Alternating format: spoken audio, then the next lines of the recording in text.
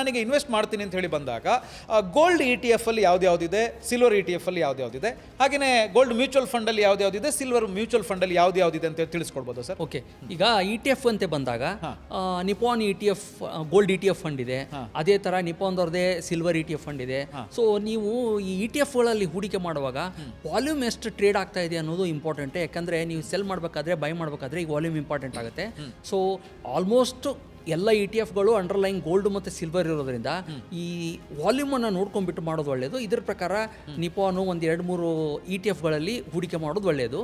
ಅದೇ ಥರ ಈಗ ಫಾರ್ ಎಕ್ಸಾಂಪಲ್ 2 ಕಾಂಬೋ ಇರುವಂಥ ETF ಅಂದರೆ ಎಡೆಲ್ವೈಸಿಸ್ ಗೋಲ್ಡ್ ಆ್ಯಂಡ್ ಸಿಲ್ವರ್ ETF ಅಂತ ಇದೆ.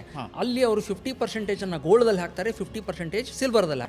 ಸೊ ಅವರು ಏನು ಮಾಡ್ತಾರೆ, ಈ ಲಿಕ್ವಿಡಿಟಿ ಇಶ್ಯೂ ಇರುತ್ತಲ್ಲ ETF-ಗಳಲ್ಲಿ, ಅದ್ರ ಬದಲು ಅವ್ರು ಏನು ಮಾಡಿದ್ದಾರೆ ಅಂದರೆ ಅವರೇ ತಮ್ಮ ETF ಫಂಡ್ ಅಂತ ಸೆಲೆಕ್ಟ್ ಮಾಡಿದ್ದಾರೆ. So for example Edelweiss gold and silver ETF ಅಂತ ಇದೆಯಲ್ಲ, ಅದಕ್ಕೆ Edelweiss gold silver and ETF fund ಅಂತ ಇದೆ. ಸೊ ಅವ್ರು ಏನು ಮಾಡ್ತಾರೆ, ನೀವು ಸಿಂಪಲ್ ಆಗಿ ನೀವು ₹100 ಹಾಕ್ಬೋದು, ₹200 ಹಾಕ್ಬೋದು, ಲಿಕ್ವಿಡಿಟಿ ಏನು ಇಶ್ಯೂ ಇರಲ್ಲ, ಕಾಂಬಿನೇಷನ್ ಆಗಿ ಅಲ್ಲಾಗುತ್ತೆ. ಅದ್ರ ಬಿಟ್ಟು ಗೋಲ್ಡ್ ಮ್ಯೂಚುವಲ್ ಫಂಡೇ ಇವೆ, ಸಿಲ್ವರ್ ಮ್ಯೂಚುವಲ್ ಫಂಡೇ ಇವೆ, ಅವ್ರ ಅಂಡರ್ಲೈನ್ಗು ಮತ್ತೆ ETF ಇರುತ್ತೆ. ಸೊ ಅದ್ರ ಮುಖಾಂತರ ನೀವು ಚೀಪಾಗಿ ಗೋಲ್ಡ್ದಲ್ಲಿನೂ ಹೂಡಿಕೆ ಮಾಡ್ಬೋದು, ಸಿಲ್ವರ್ದಲ್ಲಿನೂ ಹೂಡಿಕೆ ಮಾಡ್ಬೋದು. ಗೋಲ್ಡ್ ಮ್ಯೂಚುವಲ್ ಫಂಡ್ ಅಂತ ಹೇಳಿದ್ರೆ ಎಕ್ಸಾಂಪಲ್ ಕೊಡೋದಿದೆ, silver mutual fund example same. ಈಗ ಅವ್ರದ್ದು ಏನು ETF ಇರುತ್ತಲ್ಲ, ಅವ್ರದೇ ಗೋಲ್ಡ್ ಮ್ಯೂಚುವಲ್ ಫಂಡ್ ಇರುತ್ತೆ. ನಿಪಾನ್ ಹೇಳಿದ್ರಿ, ನಿಪಾನ್ ಹೇಳಿದೆ, ನಿಪಾನ್ ಗೋಲ್ಡ್ ಫಂಡ್ ಇದೆ. ಅದೇ ತರ ಎಡೆಲ್ವೈಸಿಸ್ ಗೋಲ್ಡ್ ಫಂಡ್ ಇದೆ. ಎಲ್ಲ ಮ್ಯೂಚುವಲ್ ಫಂಡ್ ಕಂಪನಿಗಳಲ್ಲೂ ಅವ್ರದೇ ಆದಂತ ಗೋಲ್ಡ್ ಅಂಡ್ ಸಿಲ್ವರ್ ಫಂಡ್ ಇದ್ದೇ ಇವೆ. ಅದ್ರ ಅಂಡರ್ಲೈನ್ಗೂ ETF ಇರುತ್ತೆ.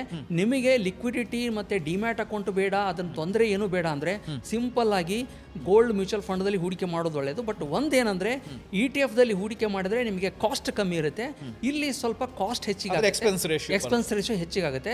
ಬಟ್ ನೀವು ಬೈಯರ್ ಅನ್ನ ಸೆಲ್ಲರ್ ಅನ್ನ ಹುಡುಕೋದು ಏನೂ ತೊಂದರೆ ಇಲ್ಲ. ನೀವು ಯಾವಾಗ ಬೇಕಾದ್ರೂ ಬೈ ಮಾಡ್ಬೋದು, ಯಾವಾಗ ಬೇಕಾದ್ರೂ ಸೆಲ್ ಮಾಡ್ಬೋದು. Boss Vala, B the boss.